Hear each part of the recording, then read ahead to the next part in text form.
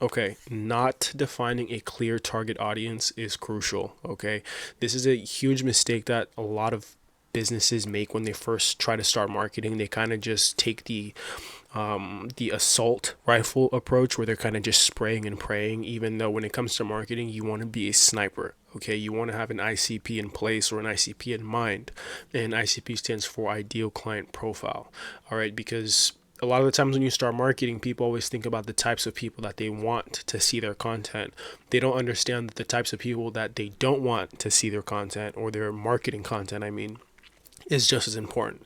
Okay, let's say you are a general contractor, right? If you're a GC and let's say you're a roofer, you know that there are certain zip codes where if you market to and then you see and they see your stuff, well, it's just a mess. They'll reply to the ads, but turns out you're just wasting all this time, writing estimates for people who can't write checks.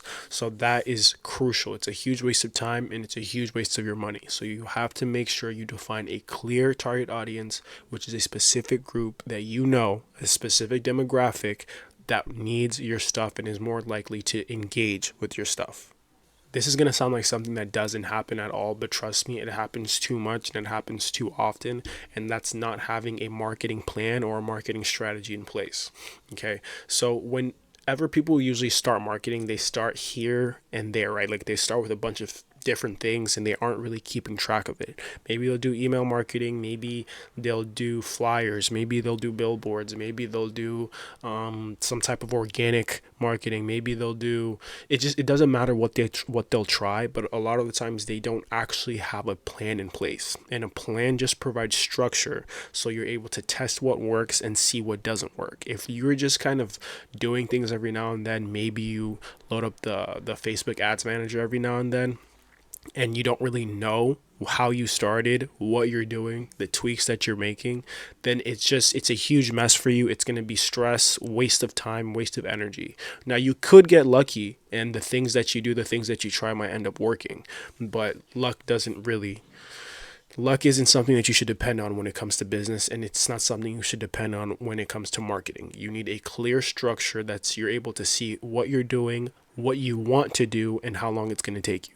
Neglecting brand consistency. You want to make sure that wherever people find you, no matter the platform, if they see a commercial of you, if they see short form content, if they see long form content, if they see some type of ad, if you pay an influencer to give you a shout out, you have to make sure that what your brand represents, your brand image, your brand message is the same throughout each and every single platform that you're using to get other people's attention. Ignoring your competitors or not paying attention to the things that they're doing. Okay. Now, a lot of the people like to just kind of say they're going to stay in their own lane and focus on what they're doing and not really keep in mind that, hey, there are other people in this niche, right across the street, a couple blocks away, that are also doing exactly what I'm doing.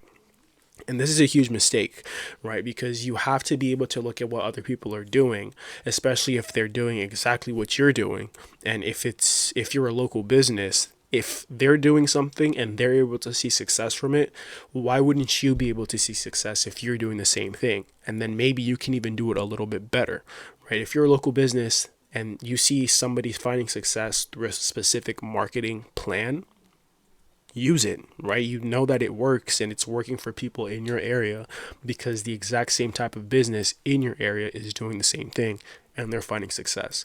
So you can't ignore your competitors, okay? You have to be able to learn from them, see what they're doing, or else they will just crush you. Focusing only on acquisition, okay? This is a big mistake that whether you're a small company, whether you're a huge company, a lot of companies make this mistake of just focusing and trying to figure out how they're going to get more people onto the business, how they're going to get more eyes onto the business. You need to understand that it is 5 to 25 times more expensive to acquire a new customer. So you have to try to find ways to keep your old ones from coming back. Now, if you're a GC and you are I keep mentioning roofers, but if you're a roofer, it might be hard to get somebody who needs a roof fixed more than once a month, right? But try to find, you never know, okay? Maybe you might have somebody that you've helped who is actually a fix and flipper, okay? That's the type of person who's going to need a roof fixed often. Now, can you live off of them alone? No, but the point is you shouldn't just be trying to figure out ways to get new customer, get new clientele. Find a way to retain clients and improve your client retention, because it is going to be cheaper and it's just going to work out better for you in the long run, because it's going to build the strength and the image of your brand if people keep coming back. Bad websites. Okay, you need to make sure that your website isn't slow, it's not unresponsive, and it's just not badly designed. A lot of the times people will click on your website if they find it on Google, and then if they see something that looks trashy or just scammy, especially in today's age when scams have become so much more, advanced, if they see something that just doesn't look right, automatically, boom, they're going to be done with you. They're going to go somewhere else. Okay. This just adds unnecessary friction to your business. Okay. So I highly, highly suggest that you find a way to make a website that it doesn't have to be perfect. It doesn't have to be drop dead gorgeous, but make sure it just looks right. Okay. And this is a perfect way to kind of go back to a few slides before when I said, don't make sure you're not neglecting your competitors. Okay, look at them, see what they're doing, and then try to figure out how you can make yours better. Underestimating SEO. Now, I like talking about SEO a lot, especially if you are a local business, because search engine optimization is crucial for your business. You can have the best customer service, you can have the best products, you can have the best fulfillment, every aspect of your business can be great, but if you are not getting shown on the search engine, if you're getting buried in a search engine, nobody's going to know that you're capable of doing all these great things, because they're too focused on the other businesses that are popping up on the search engine. So please do not underestimate SEO. It is crucial, again, especially if you are a local business. Over focusing on paid ads. Now this kind of ties in with just focusing solely on client acquisition. But paid ads, while paid ads can be great, it's one of those things where you kind of have to know what you're doing. Okay. And if you don't know what you're doing, it will genuinely feel like you're just throwing money into a black hole.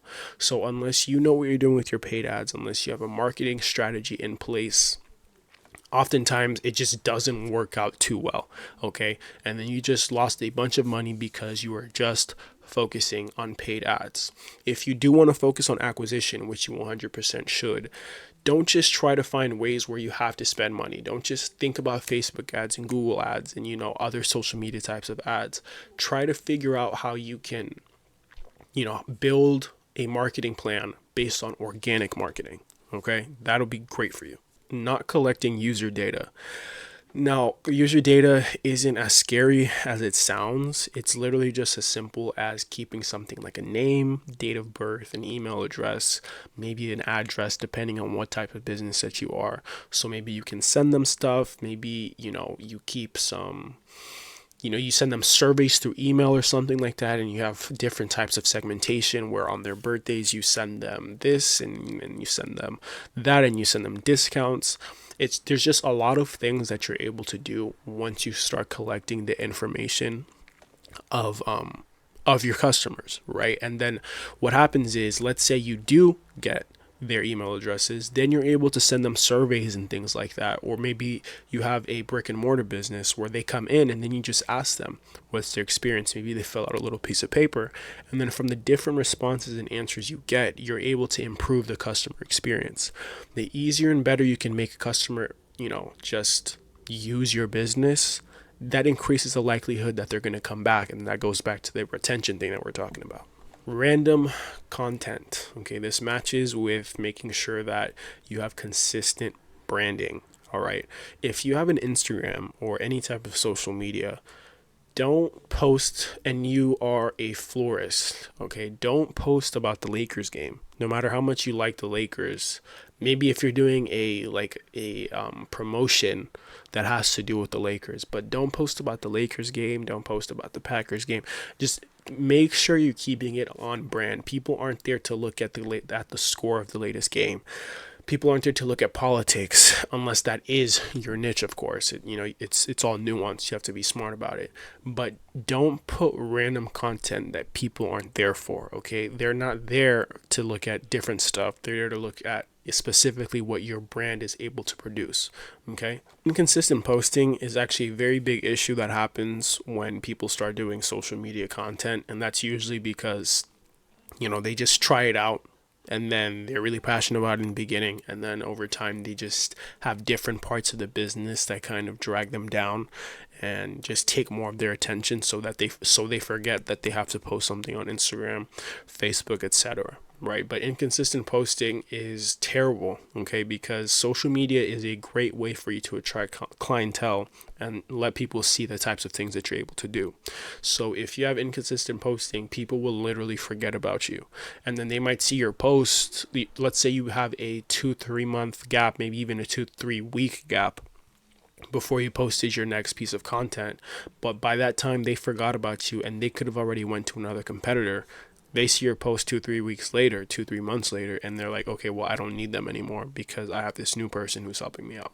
So make sure you have a routine of posting. Neglecting video content, this is something that is very overlooked. Not enough businesses do this. Sometimes it may feel like every other video you see is from a business, but truthfully, there are too many businesses out there and not enough of them are posting video content. This can either be long form YouTube videos or it could just be short form content. Okay, you have to make sure that you are letting people kind of see what you're about. All right, it's a great way to market your brand, and maybe you can do something like a testimonial, right? You post a short 30-second testimonial on TikTok, and then that's huge, right? People are seeing that other people are satisfied with your services just based off of your short form content. So please do not neglect short form content. Okay, ignoring customer feedback and reviews is a big mistake that I see businesses make. And I know I keep saying, they keep making a bunch of big mistakes, but after all, that's what this video is about.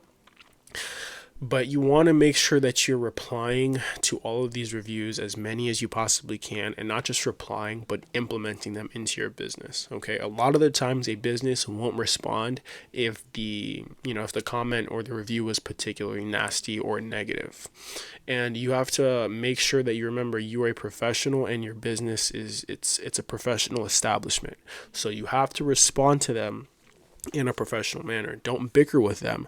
Like, let's say somebody says something negative. First, genuinely look at that. See if other people have said something similar, or just take a look at your entire system and say, okay, maybe this is something that I can fix. Maybe this person does have a point. Then you fix it, and then you get back to them on Google reviews or whatever it is, if it's on Yelp or if it's on social media, and you let them know, hey, thank you for bringing this to my attention.